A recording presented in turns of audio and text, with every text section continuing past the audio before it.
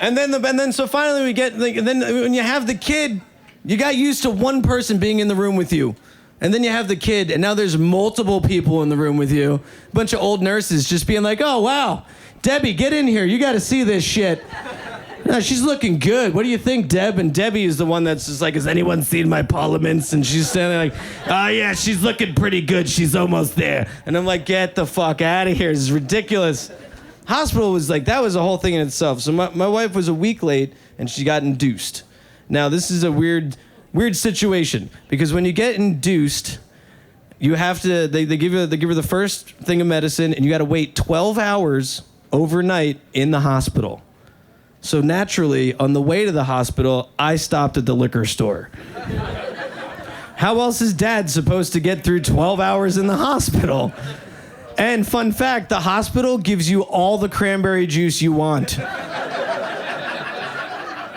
So I'm just vodka cranberries all night, motherfucker. Just like, this is great. My wife's looking at me like, you're gonna get in trouble. I'm getting in trouble. You're gonna give me a detention in fucking the hospital? You're gonna make me sit in the waiting room with the dry snacks and shit coffee? This is gonna be fine. The next morning, the trash was out in the hallway. The next morning, the dude in the room next to us drank a whole 30-pack of PBR. We high-fived in the hallway. I was like, PBR, dude, 30 of those? He's like, yeah. And I'm like, you should have told me. I had vodka next door, man. We could have partied last night. It was ridiculous. But so I'm sitting there, and I'm like, I'm getting a little bit drunk. My wife fell asleep, and I'm looking out the window, and I see this guy across the parking lot at the other building, and he's walking. He's just, there's something about him that's different. And I realized that he's got one arm.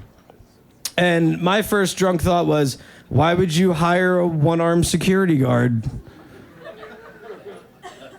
Johnson, what happened to the suspect? I don't know. He just slipped right through my hand. But then I realized he wasn't a security guard. He was a valet. A one-armed valet. So now I'm interested. And I'm like, who's going to be the first motherfucker to not let that guy drive their car? Like, who's going to be the first asshole? Like some tiny lady in a big SUV. He's like, no, I'm good. Like, who's going to be the first one? And I found out who it was, and it was fucking everyone. Nobody let that dude drive their car. No one. It was just weird. Like, you pull up and fucking Marky Mark and the Nubby Bunch turning your steering wheel. Like, nope. Nope. So the night goes on. Get the next day. She gets more things. Now she's in labor. It's time to push. Now is when the circus starts. The nurses come in the room, doctor's in there. Doctor just kept disappearing.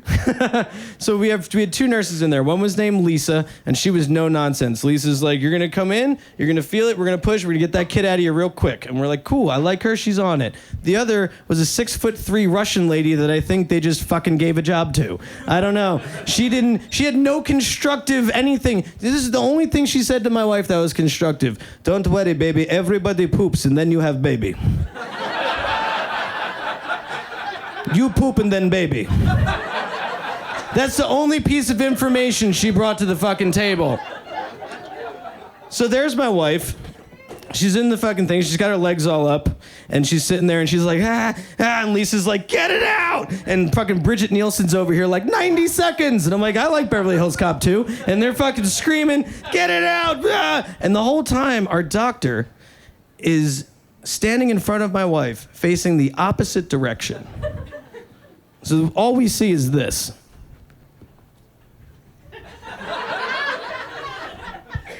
And in mid-push, my wife goes, you know this song?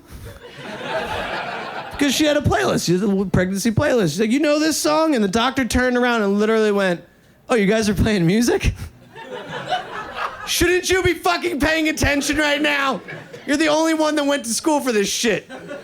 Unbelievable. And then me and my wife spent 15 minutes trying to explain the band Ween to a bunch of middle-aged nurses in the hospital. So my daughter finally is born, and I'm sitting there, and I never looked. I didn't want to look. Everyone was like, you gotta look, man. I'm like, I'm not looking. They're like, oh, it's like watching your favorite bar burn down. I'm like, why the fuck would I want to see that? Are you gonna cut the umbilical cord? I'm like, dude, what'd I tell you? 2 years of college. Nope, I ain't cutting shit. So finally my wife, she's got there, the baby's on her chest, and I didn't know what to say. And everybody has that one friend who grew up in the early 2000s and talks like they're black, but they're white. Everybody knows that guy, right? For me, it's my friend Zach. And the best part is when I saw that baby for the first time, I zacked. I zacked hard. I saw the baby for the first time and I just went, yo, that's crazy.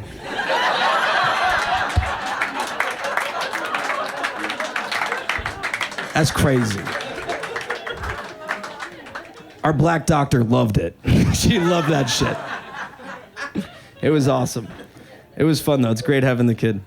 It's so funny. Like I love it because like we went through the whole year of her being pregnant was nuts. Like we're in the delivery room, the kid's out, everything's fine. My wife looks at me and she goes, "I'm never getting pregnant ever again." And I said, "Fucking good," because I don't know who that hell beast was that I lived with for 9 months, but it was not the woman I married. I don't know what that was, but it was like, whoa.